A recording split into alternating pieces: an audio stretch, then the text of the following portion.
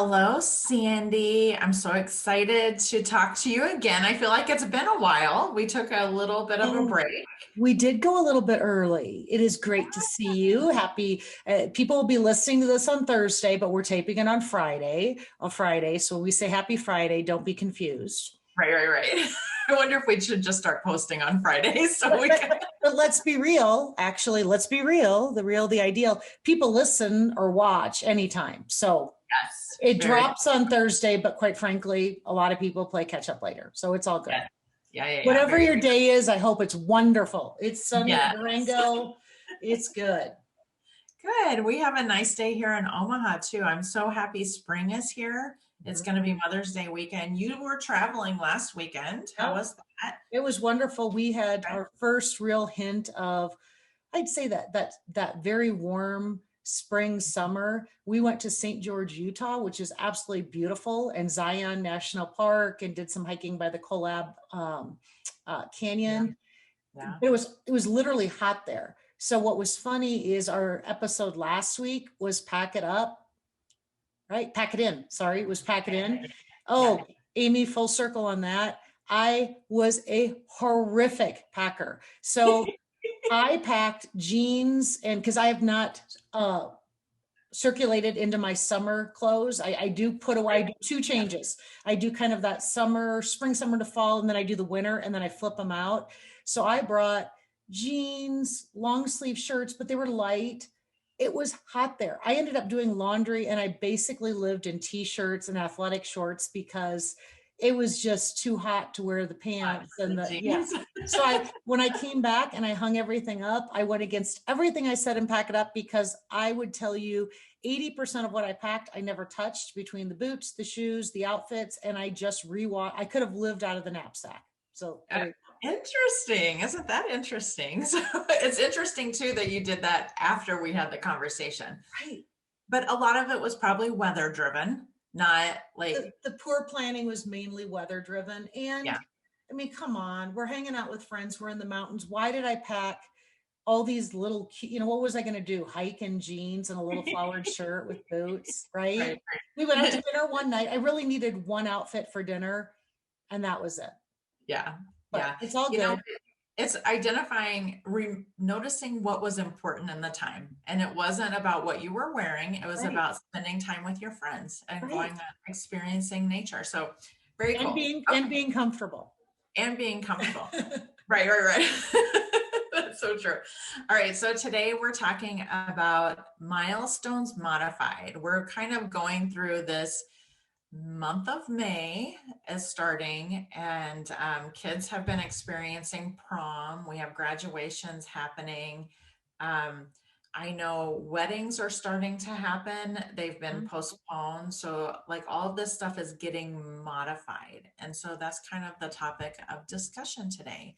And I And can't wait to talk about this because, Amy, you're deep in it. So you're kind of like, you are the expert, and I am the voyeur. I'm watching like through fate, because I have none of this going on. I have not a single milestone with a kid, a family member. I'm in the mix of nothing. So I watch from afar and I'm like, how's this working out? And then I yeah, also think, which things do we miss, and which things did we just keep doing that aren't that important? So I can't wait to hear the real in it as I uh, watch from the outside. right. And I'm going to tell you, I think it's different for everybody. I'll just say I have two kids graduating, one from high school and one from college. So, yes, I am in the thick of it. And And having a senior, because I'm telling this you, when year my with kids were prom, yeah, seniors, just everything, there's many milestones, because I go back to every one of the year, and everybody got their turn, and it right. was the prom, and then it was senior studies day, it was senior recognition, it was last day of school, it was, showing the picture of kindergarten, but there were, for seniors in high school, there's like 5 to 6 big milestones that are happening, that for me, it was check the box with every boy, that I wanted them to experience the same thing the other one did and make it as memorable as possible. And now I'm like, how does this work? How does it feel for Doesn't, them? Is it it our doesn't, milestone, or is it theirs? That's the other question I have. Was it my milestone? Are the kids ripped off, or the parents? So those are a uh, lot of questions, Amy. That's what I got for you. that is a lot of questions. everybody's doing it a little different. And experiencing it a little different. I don't think of them as my milestones. I will tell you, I think as a parent, we're trying to make the best of everything. And I was reading an article, and it was a psychology article from Berkeley, and they did a study of what kids are going through right now. And one of the things was, one of the kids said, I wish adults would say, well, okay, I just kind of wish they would stop, sympathize, and say, I'm sorry, and this sucks, and stop trying to make something good out of it. And I was like, Oh, I'm oh the queen gosh. of that. I'm like, that's what all the parents, I mean, So every give me a school practical administration, example. Yeah, keep going. yeah, every school administration, the parents, everybody's trying to make something out of these milestones. And I think we're falling short because the kids just want what they thought they were going to get, and they're not going to get it. So like an example is Yeah. Trevor had prom last weekend, Mhm. and it wasn't a normal prom. It was a seniors only prom. Okay. They didn't do dancing. They didn't have any food because they didn't want the kids to be taking their mask off. So they did a 2.5 hour event without any food or drinks. Okay, so that was kind of, and So then what did they do? they did like a casino night. Okay, so there was an activity. Okay. There were activities, casino night, music bingo. And I'm going to tell you, it was the administration and parents trying to make the most of it. And I think the kids that came, a little less than half of the senior class came. I think they enjoyed themselves, but I asked Trevor, I was like, so what'd you think? Like, and he knows that I was involved in the planning of it. Okay. So he's sensitive to that. But I was like, okay. And he was like, eh. And so I'm like, okay, so that didn't go over very well because he was being probably nice because I was helping with it. So, and one of the things, I have a friend we have lots of friends at different schools, and we were discussing their prom. They were doing it out on the football field. They were Okay. dancing, Heard have about a this. DJ. Yeah. Yeah, and it was juniors and seniors, which I think they got lucky because the weather was good. You know what I mean? It worked out well for them. Um, but then they didn't plan an after prom. They didn't have the traditional after prom. So all the kids, the parents started planning stuff for all the cliques. So what the parents said when we were chatting about it, they're like, what's happened is a clicky experience in high school has gotten more clicky through the pandemic That makes a because ton of sense. I never thought of that. right, because they're sticking to their parents are letting them hang out with their close friends, and they're not like they can't mix with everybody, or they're trying to limit, and so they're just clickier. And you can't do click busting because I was the click buster. So what I would do, Amy, I would tell you it grinds on me. I hate that because somebody gets left out. And most of the time it's the parents that are creating it as much as the kids. And so what I would do, I started doing with my kids is when we got to the end of the school year and all the clicky things were happening, we did this for years. Me and my friend Lori, we put on a year-end party that we raised money for charity, and it was the one event that everybody wanted to go to. It was the entire class because I thought if they want to go do their clicky things, they can be the outsider. Everybody's coming to ours. Even birthday parties, but you couldn't do that now. No click busters because you can't have crowds. Right, exactly. And so they were all breaking off. So I will say that's one of the downfalls that's happened right now. And I even feel it with Trevor, and he's pretty laid back and not clicky, but he's hanging out with his small group of friends. That's who he's hanging out with. And that's the pandemic, hang out with. I mean, you do more of a stretch. Think about the shaming, a big group of people. Oh, are they, well, they're not vaccinated. Now the kids are, isn't 23% of the rate that age? Yeah. Back to judgy in pictures, everyone wants to stay in their safe zone. Right, exactly. So we had an incident, Trevor's in drama, and they are doing Mamma Mia musical. Oh, fun.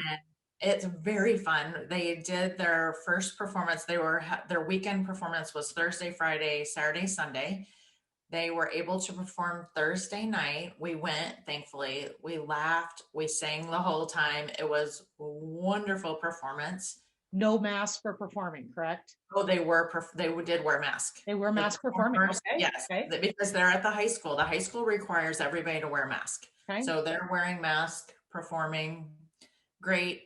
And then Trevor was up on stage dancing by himself when everybody else had a partner at one point. And so I'm going to tell you, Trevor's vaccinated.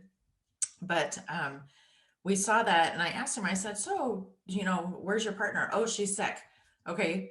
Friday, they shut the musical down because 3 kids had COVID, and then it's kind of progressed, and they're going to hopefully do it next weekend. But I was like, okay, this is the stuff. These are the milestones. Like, we went Thursday night, and I was like, I'm going to go again on Sunday because that's going to be Trevor's last performance at the high school. And it didn't happen. I didn't know. You brought to light another milestone or a way of looking at it that is very real to them. And that is, I'm thinking about sports. Think about this year, how many times they worked hard for something, because what do? Right. You're on a team, you're part of, and it got shut down. I read that in the paper all the time. Guess what? Game was canceled. They worked so hard for this play to have it shut down. And what a disappointment, even though maybe next week, but that's just something that was unheard of before. So it's Right. not just a check the box milestone. They put a lot of effort into things that they know they've been used to this for a year. There's a high likelihood that they never will get the fruition of their hard work. Right. Right. I think that's the hardest thing is these kids that are working for stuff. And, even kids like that are, I think of the kids in forensics, that are doing these speech tournaments, and they're doing them on Zoom, and they're used to being live in front of the judges, and they're being judged. That all their tournaments have been on Zoom this year. And how different of an experience that is. And then one of my friends, her daughter is in journalism, and she got submitted for all the state stuff in journalism, and it was a Zoom awards show, and she logged in, and it was all adults on the Zoom. There were no kids, so she logged out. She's like, oh, my teacher will tell me if I won. And I was like, oh, that just breaks my heart that typically they would go to the award ceremony, they'd all be there together, and it was just kind of a non-event. Do you think so? I have a side thought here. I'm thinking about these kids. I'm thinking about what they're experiencing that is so different than any other class, or even generationally. They always, COVID's going to be the year that will define a new generation. Okay, because they're not going to remember life, kind of like my youngest son, 9/11, Generation Z. Who remembers? If you don't remember 9/11, you're the next generation. Do you think we're helping create a more resilient, do you think there's some resiliency that's added because it hasn't been easy for them? And back to expectations, it's those high school years, those college years are very forming years that we all go back to and talk about, and they're a very short period of time. But do you think we're creating, not we, do you think the world has created resiliency in this age of children?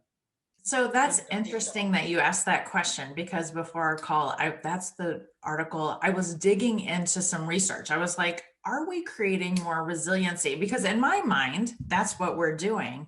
And I could not find anything on it. What it said for teens is they're experiencing a lot of anxiety and depression. And this article from Berkeley is the only one I could find that focused on a little bit of the positive side of this. And what it said was, we're creating activists.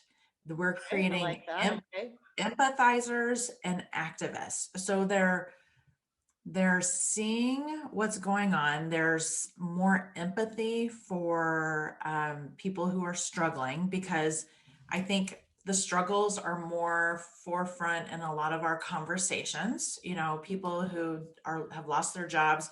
So we're creating some empathy. And then they want to do something. They want to change something. They want to volunteer at the food bank. They want to help. They're starting to be activist because of this and help people. So that's what this research found. One of the other things that it said for the teens are rejecting a Pollyanna-like suppression of reality and advised adults to acknowledge, connect, and move towards solutions rather than wallowing in sadness. So it's kind of this concept of, yeah, it's bad. We know it's bad. Let's do something about it, which I thought was kind of a cool That is statement on our very youth. cool. Right. I was like, yay, go kids. But Are your kids activists? Are they like, oh, let's change the world? two definitely.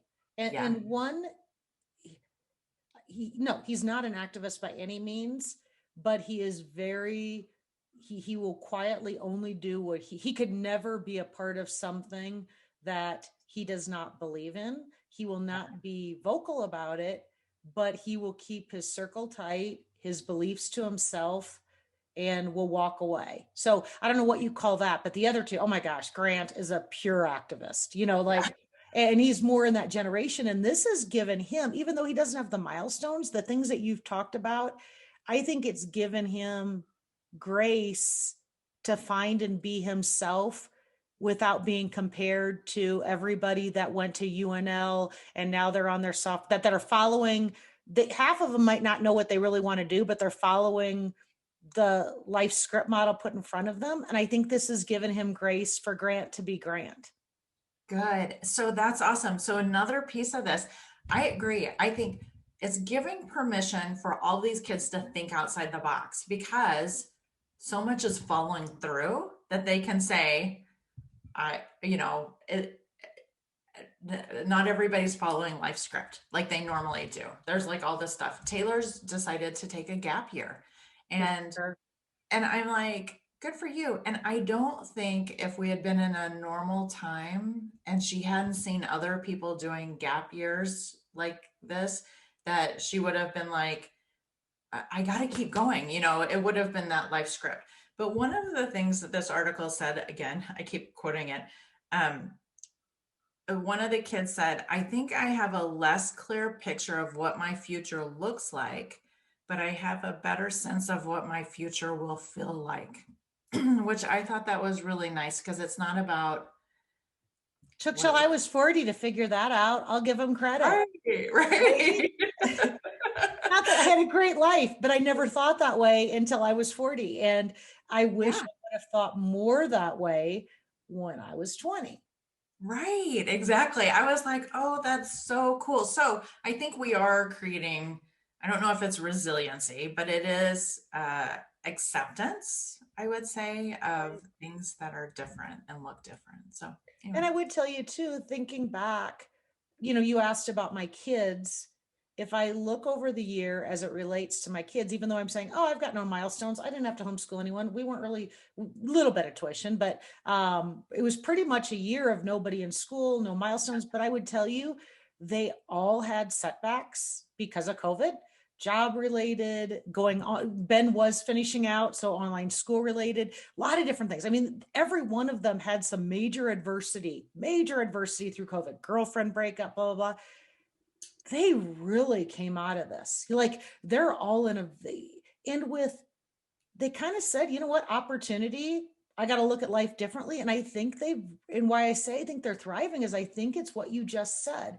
They're not thinking about this huge future. They're thinking about what's important with the feeling, and they've jumped on opportunities that were more of a passion for them and took leaps of faith. And they're all thriving in their way. When I say thriving, it's like their level of happiness, not right. Facebook worthy. Yeah. They're thriving. That's great. And that's exactly what we want for our children. So we have a few questions. One of them is, what have we learned from this year? And we've kind of talked about this and how to celebrate milestones. And I've been thinking about this, and I'm not sure because this article kind of made me like, okay, quit trying to make something out of crap. It's bad. Right. So, but I will say we went to a wedding about a month ago, I guess the beginning of April.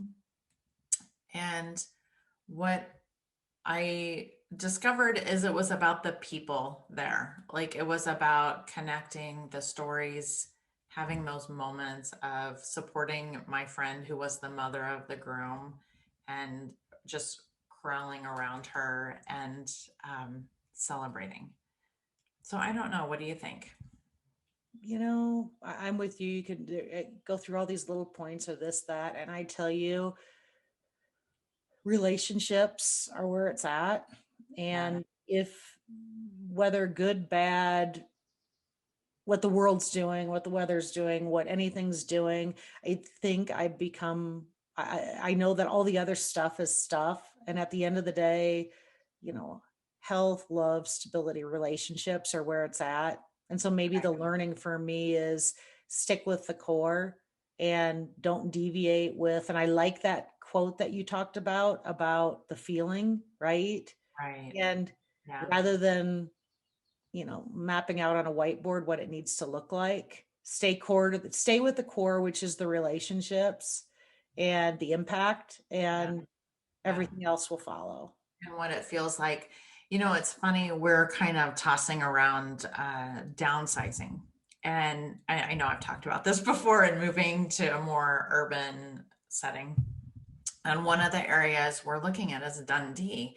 And we were down there just because I keep telling my husband, I want to be able to walk to stuff. I want to be able to walk to a restaurant, to go out for a drink or, to sit outside on a patio or anything. I just want to be able to walk to places. And so we went down and we parked at Dundee and it was a nice day and there was an open house and we walked around and then we went to this open house. And the feeling of that was amazing to me. There were all sorts of people out chatting. They were all walking around. It was just like, oh my gosh, this neighborhood is alive. And it was like, this is the feeling I want. It's not, the house wasn't perfect. It wasn't like, but I was like, this is the feeling. This may not be the look I want, but this is the feeling. And Amy, you may, so one thing, back to not trying to Pollyanna it, when you talked about that, you've heard me talk about Boise and how joyful that was. And we lived in the Yeah. Dundee of Boise, which was Hyde Park. I didn't have a car there. It was my bike, Abe, my road to freedom. I called him Abe, and walking the dog, running, maybe an Uber here and there, but pretty much. And there was a vibrancy in the community. But every time we visited a city, whether we're vacationing or we were looking at it to move to, the number one thing I want to do is to go to the heart of their downtown and walk around just like you did, Yeah. because the heart of that community is in the place where people gather. And that I truly missed from COVID. Yeah.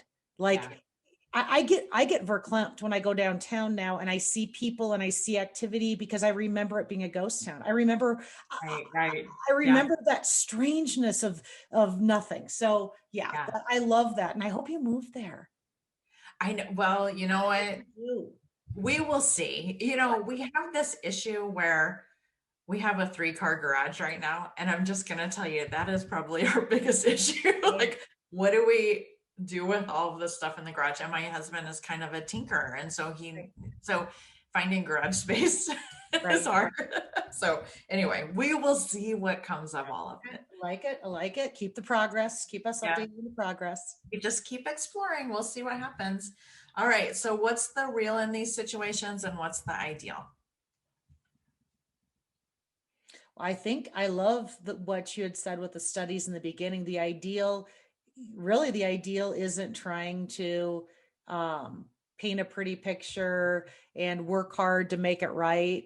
It's the ideal is to be real, right? And Yeah. sympathize and say, this is the situation. Right. It sucks. This is not great. Yes, this is not This, great. I know. I think you're right. I think you are spot on. It's just, um, and this is happening even with the adults that I know. Like I serve on a board, and we have a virtual board meeting in June, and they all want to do it in person. And I'm like, that sounds great, but the offices, our association offices aren't even open. Like they're not in their office. So I'm like, we're not doing it. We have to wait till September. And it's like an acknowledgement of, yeah, this is crap, but we're just going to move forward, and we have to just Right. keep on, and we will have a great time in September when we're all Nice. together in person. But Nice. it's not happening in June. But that's like, it is hard, but we do just have to say, yeah, it does suck. I agree. All right. So that's it for our discussion today, but I have a wrap question for us. Yeah, I can't wait. I like the mystery. All right. Oh, have you not looked? I put it on the notes. I like the surprise. I honestly do. I like the surprise because then I don't know why, surprise. Remember, I'm the one who likes all this. Surprise. Okay, here's your surprise. Okay, I'm ready. Okay, what's your dream job? Oh gosh, that's easy. My dream job would be the first in line speechwriter for the president. Basically, and when I say the president, I'm not necessarily, I'm saying it has to be a president that I believe in, okay? But basically to take his thoughts, his passion, his words, and constantly put them on paper in a format that connects with people. But that would be my ultimate job would be speech writer for the president, because I mean, what's more important than getting the message out to the American people? So my God, hire me, baby. I'm in. You go, girl. That is great. I would never be a writer. Like, that is like fills me with dread. I was like, oh my gosh, I have to write something. And I like the idea of taking like all these thoughts and things and putting them into this concise, like if they could tell me a 5-minute speech, 20-minute speech, and be able to take all that. There's just something about the strategy of getting the right words. Yeah. Oh, I love that. That's great. I Hey, love what's it. yours? So mine is a weather person. Really? I don't know why I did not pursue it. I did not even consider it until I graduated from college, and I obsess with the weather. I love to watch the clouds. I love to watch the formations. I love to like watch the patterns and all that. I'm like, I should have gone into weather. It would Have have you been. always been like that? I have always been like that, but I didn't connect it to a job until after I was already done with college. Like I was like, But oh, I always go back to the child's play. You don't have to connect it to the job. It's something you've always loved. yes, Good. yes, completely. Always loved. And I got to tell you, back to there's in my workshop we do child's play, which is what you did before you thought, right? What you naturally do well. But if I get back to speechwriter for the president, I've always been a good spin doctor, meaning that if somebody, again, their intent has to be good, but back to the weather, but if somebody said something and it's like, oh, they didn't say that very well, I was really well at this is what they really meant, or like I need you in my life. We all need somebody to spin us. Let's try this. This is what you meant to say. And actually, I think that's why I was a good for years. I was trustee at the church, and I think I had 5 priests ultimately that I worked with, and some were really good at communicating and some weren't, and they came across in ways that were not representative of them. And I found myself coaching them, that I felt like I was kind of their PR, or helping them get their good message across, not their sermon, but like running the board, talking to the school, how they're, Right. Yeah. Is there, as Garrett would say, how are you going to monetize that? That's right, exactly. He's so practical. Let me think about it. I say you reach out to the president. You could do that. I probably, I bet there's some other people vying for the job, but yeah, it's worth a try. It's worth I heard the press secretary is stepping down after a year. So there you go. There you go. Okay. There's a job for you. I'll have to Google it. Very good. Well, thanks, Sandy. What a great conversation. And have fun with the rest of your milestones, Amy. Even if they suck more than prior years, there might be little gems in there too. There will be. All right. Until next week. Thank you. Bye. Bye. So we want to give you guys a little news. Sandy and I have been having discussions. We've been doing this podcast since August of 2020, and it has been great. Sandy, I'm just going to say thank you for all of these wonderful conversations. Love And I know it's been really fun. So we're going to take a little break. We're going to take a summer hiatus and we're going to start season 2 in August is the plan right now. So Sandy, what do you think? I think I am ready. I am ready. We are ready. We're excited for season 2. But we also want to take some time and think through topics. We want to get feedback from people. We really want to take this break to get ready to have a really impactful season 2. And part of that is hearing from everyone that's listening too. So Yeah. you'll hear back from us in August when we drop our first episode of season 2. But in the meantime, you'll hear from us because we want to hear from you on topics, format, and yeah, the sky's the limit. Post COVID, we're ready to go.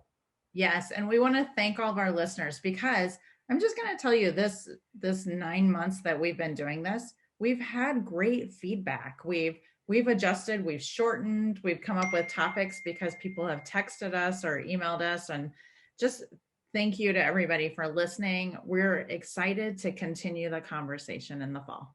All right, have a great summer everyone, and we will talk soon. Thanks.